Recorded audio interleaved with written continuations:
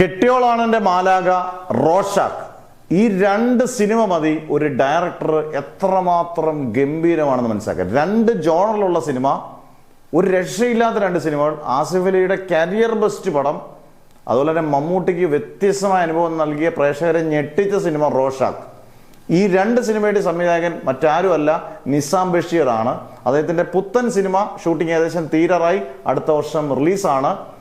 Nobody എന്നാണ് ഈ സിനിമയുടെ പേര്. ഇത് ത്രില്ലർ ഗണത്തിൽ വരുന്ന മറ്റൊരു സിനിമയാണ്. ഇതിനകത്ത് പൃഥ്വിരാജ് നായകൻ, നമ്മുടെ പാർവതി തിരുവോത്ത് നായികയാകുന്നു. പൃഥ്വിരാജിന്റെ പ്രൊഡക്ഷനും E4 എന്റർടൈൻമെന്റും ചേർന്നാണ് ഇത് നിർമ്മിക്കുന്നത്. എന്തായാലും പ്രതീക്ഷിക്കാവുന്ന ഉറപ്പാണ്, കാരണം ഇതൊരു മോശം സിനിമയാകത്തില്ലെന്നുള്ള ഉറപ്പാണ്. ഇത് മിനിമം ഗ്യാരണ്ടിയാണ്, കാരണം നിസാം ബഷീറാണ് എൻ്റെ സംവിധായകൻ. അദ്ദേഹം മോശമാക്കുന്ന പടങ്ങൾ എടുക്കാവുന്നൊരു സംവിധായകന്റെ ശ്രേണിപ്പെടുന്ന ഒരാളല്ല. പിന്നെ നമുക്ക് സിനിമ ആയതുകൊണ്ട് ഒന്നും പറയാൻ പറ്റത്തില്ല. എന്തായാലും ഗംഭീര ഒരു സിനിമയ്ക്ക് വേണ്ടി പ്രതീക്ഷിക്കാം. പ്രത്യേകിച്ചും ഈ ജോഡി, പൃഥ്വിരാജ് പാർവതി ജോഡി, അത്യാവശ്യം നല്ല അടിപൊളി ജോഡിയാണ്. ഇവരുടെ ഒരു നല്ലൊരു വിജയചിത്രമാകട്ടെ നമുക്ക് ആശംസിക്കാം.